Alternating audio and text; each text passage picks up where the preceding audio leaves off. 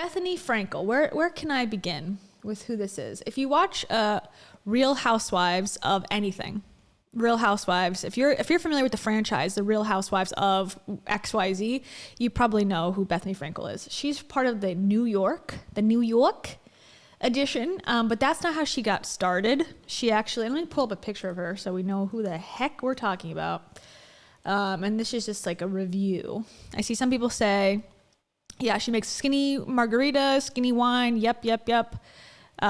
She's a very talented businesswoman. She is good at making money. I will say that. I don't think she's not talented, but I think she's a little bit conniving. Is that the word? Here she is. So she actually got her start. There's a couple funny anecdotes about her. She was Paris Hilton's nanny at a time. Crazy, I know. And she also she had an events company that did not work out.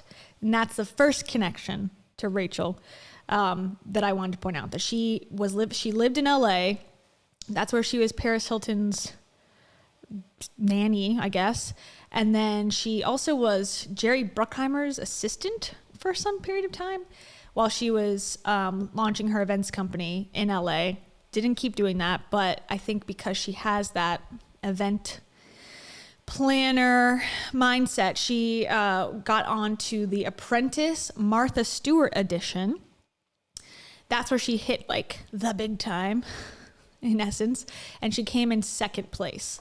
So that's how she got her start in the TV world, and then transitioned into I always want to call them the Desperate Housewives because I used to watch that show back in the day.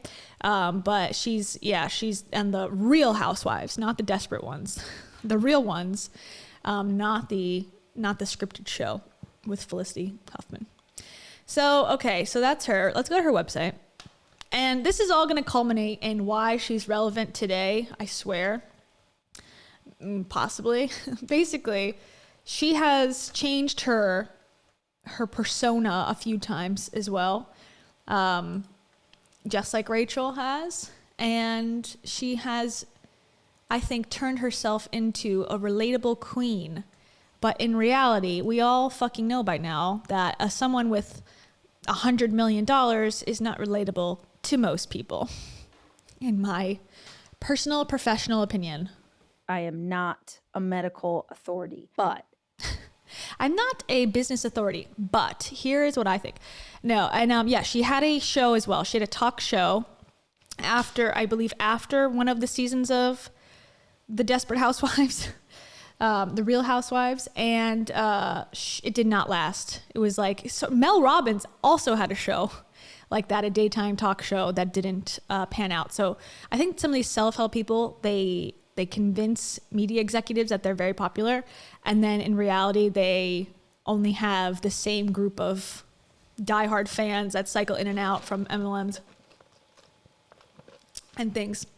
And then her second big thing is that she started the Skinny Girl brand of everything. Skinny Girl popcorn, Skinny Girl margaritas, Skinny Girl wine, Skinny Girl lip gloss. And that's a big part about what we're going to be talking about today. In regards to hypocrisy in her brand and in her, at least, public persona. There's a lot of, and I guess you can say this about anyone who's critical. You can look at me and say, oh my God, all the hypocrisy that I probably live in my life on a daily basis.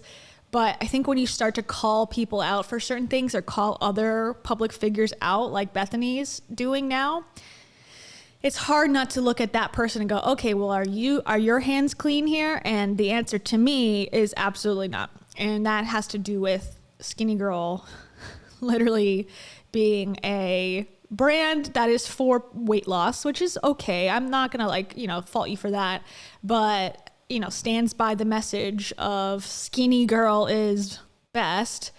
But then also is going to, call out all these diet culture people. It's like, come on, you own a fucking multi-million-dollar company that's called Skinny Girl, and you're gonna call out other influencers for pushing diet culture? Give me a break. And she's got, of course, self-help books. Here's one. Love to read it. Business is Personal, the truth about what it takes to be successful while staying true to yourself. You can pre-order this book.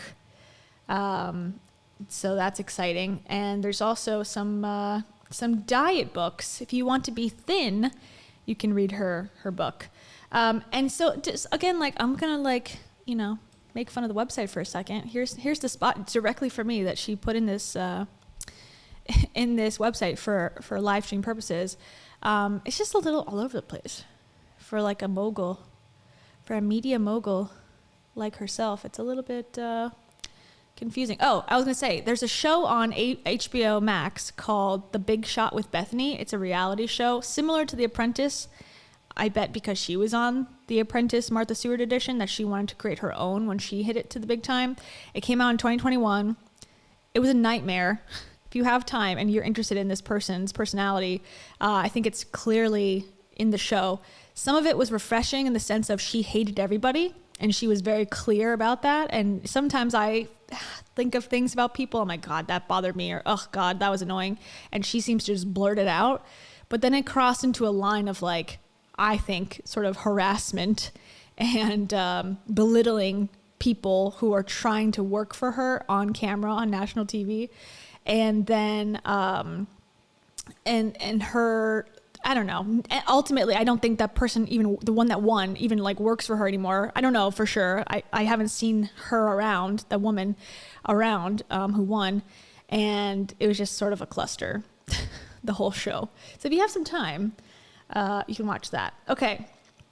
So I think we can watch some of her just to get an idea. Let's hear from Bethenny for a second, just so you can get an idea, if you have no idea who this is, what she's all about. This is one of her, you know, amazing social media posts. She's all about social media. I'm really excited. I am launching Skinny Girl Eats, and this is Skinny Girl pepperoni cauliflower crust pizza and margarita cauliflower crust pizza. Yum! Cauliflower crispy delicious pizza. We're always choosing sadness every day. And crispy. Okay, wow. That was revolutionary. Thank you so much, Bethenny.